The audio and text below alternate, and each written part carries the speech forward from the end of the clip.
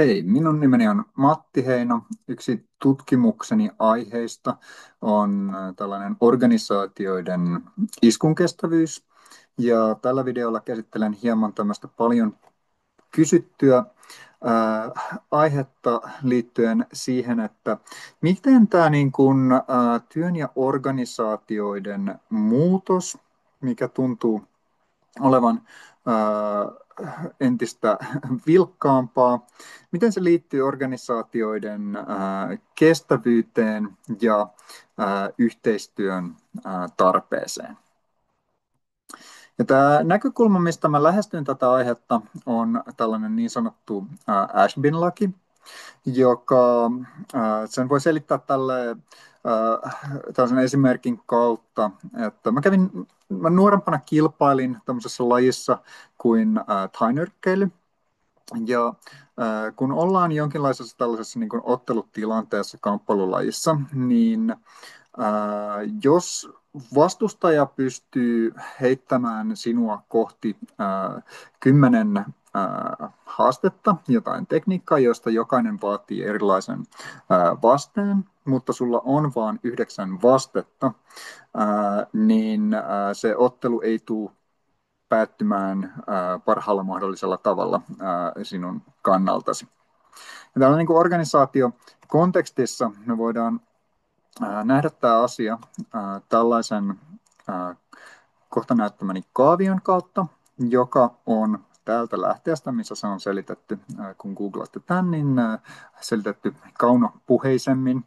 Mutta tämän voi yksinkertaistaa tällä tavalla, että meillä on täällä pystyakselilla organisaation käytössä olevat vasteet. Mitä se organisaatio pystyy tekemään?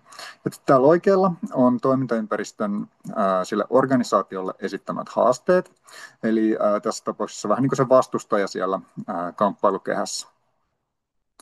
Ja nyt jos me ollaan semmoisessa tilanteessa, jossa me ollaan täällä niin kuin vihreällä, eli meillä on vaikka näin paljon vasteita, ja se toimintaympäristö heittää meille vaan näin vähän haasteita, ja me ollaan tässä pisteessä silloin, niin me pärjätään aika hyvin. Mutta silloin voi toki olla, että meillä on liikaa vasteita, jotka hieman vaatii kuitenkin ylläpitoa, mikä saattaa olla haitallista meille pitkällä tähtäimellä, jos me hukataan sitten resursseja niiden vasteiden ylläpitoon, niin niitä ei ikinä tule käytettyä.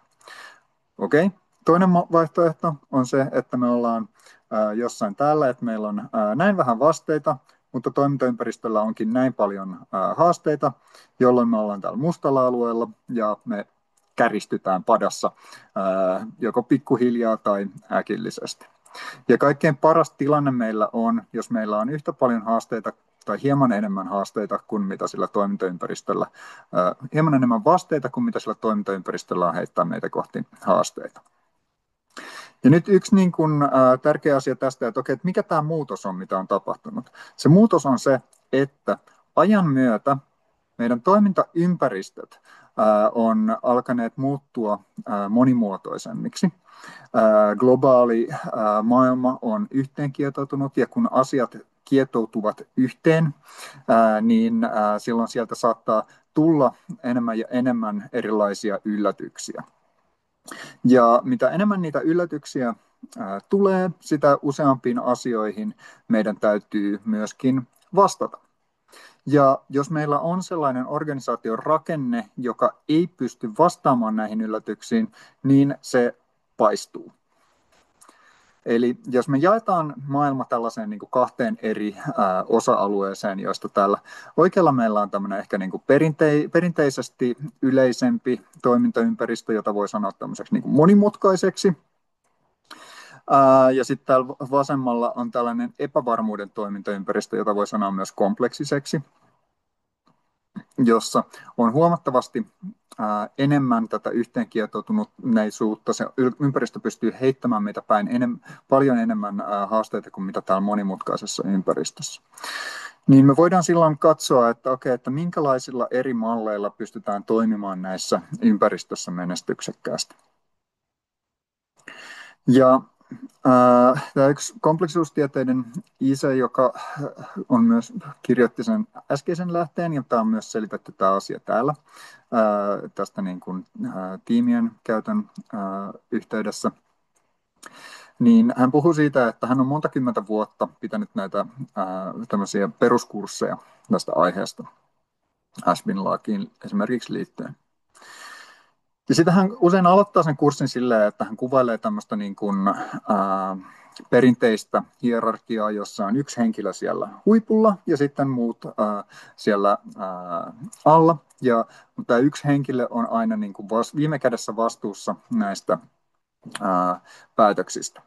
Ja nyt se ongelma, mitä tässä muodostuu, on se, että mitä enemmän se yksi henkilö vastaa kaikista niistä päätöksistä, sitä enemmän sen organisaation se toimintakyky, se vasteiden määrä typistyy siihen, kuinka monta vastetta tällä yhdellä henkilöllä on. Ja vaikka se olisi maailman fiksuin tyyppi, niin siinä on jonkinlainen katto aina siinä sen yhden henkilön kyvykkyydessä. Ja nyt tämä pointti tästä, että kun se aika meni sieltä vasemmalta sinne vasemmalta alhaalta sinne oikeaan ylänurkkaan ja muutti näitä ympäristöjä entistä haastavammiksi, niin se työn muutos, mitä tässä on tullut, on se, että tämmöiset niin kuin perinteiset organisaatiot ovat ajautuneet toimimaan entistä enemmän tämmöisissä verkostuneemmissa rakenteissa tällaisen hierarkisten rakenteiden sijaan. Ja se syy, miksi tämä tällainen niin sanottu evoluutiopaine on ollut meneillään, on se, että jos meillä on tämmöinen perinteinen asiantuntijahierarkia, jossa tämän henkilön, tämän mustan koordinaattorin pöydälle tulee jokin haaste, ja se katsoo, että ahaa, että tämä on siniselle asiantuntijalle sopiva kysymys, tai hänen erikoisalansa, se voi lähettää sen tänne. Tämä on keltaisen asiantuntijan erikoisalaa, laitetaan se tänne, ja näin edespäin. Ja tämmöisessä tilanteessa, kun on nämä 5 asiantuntijaa täällä, ja kukin näistä voi ratkaista 10 haastetta, tietenkin todellisuudessa he voivat ratkaista paljon enemmän, toivottavasti. Mutta että jos ajatellaan tämmöistä niin kuin karikatyyritilannetta, niin silloin tämä järjestelmä voi ratkaista 10 plus 10 plus 10 plus 10 plus 10, eli 50 eri haastetta. Ja nyt jos me ajatellaan tämmöinen niin kuin erilainen rakenne, tämmöinen ehkä vähän niin kuin modernimpi verkostomainen rakenne.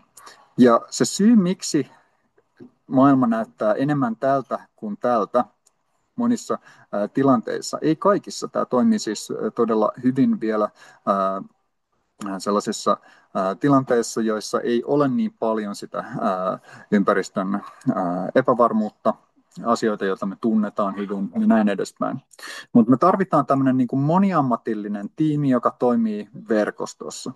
Ja se syy tähän on se, että kun nämä ihmiset toimii verkostossa, ja noista kukin pystyy ratkaisemaan 10 haastetta ihan samalla lailla kuin täällä, niin silloin ne pystyy yhteensä ratkaisemaan 10 kertaa 10 kertaa 10 kertaa 10 kertaa 10, eli yhteensä 100 000 haastetta. Ja me voidaan miettiä, miten tähän pystyy tuomaan, jos sä tuot yhden henkilön tähän lisään, niin se aina kertautuu sellaisen henkilön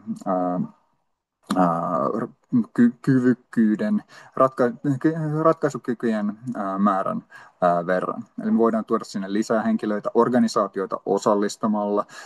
Jos me ollaan julkinen organisaatio, niin asukkaita osallistamalla, ja tällä tavalla me voidaan tuoda lisää värikkyyttä siihen meidän päätöksentekoprosessiin ja entistä paremmin hallita sen päätöksenteon riskejä. No, tämä vaatii tiettyjä oletuksia, esimerkiksi sen, että yksi näistä ei täysin kyykytä tätä koko muuta ryhmää, vaan että kaikki pystyy sanomaan sanottavansa, että näillä on toisiaan täydentävää erikoisosaamista. Jos ne kaikki on vaan ihan samanlaisia, niin ne ei pysty sen hirveämmin ratkomaan. Mutta niin kuin kaikkein tärkeimpänä ehkä tämä, että meillä pitää olla ne rakenteet, johtaminen ja työtavat, jotka mahdollistaa sen toimivan yhteistyön. Ne hyvät uutiset on se, että tämmöinen niin kuin valtavan haastemäärän ratkaiseminen on mahdollista, jos me toimitaan näissä verkostoissa tällaisilla niin kuin hyvässä yhteistyössä. Huonot uutiset on se, että sen hyvän yhteistyön rakentaminen voi olla helpommin sanottu kuin tehty, mutta siihen ehkä palaamme sitten jossain myöhemmässä videossa.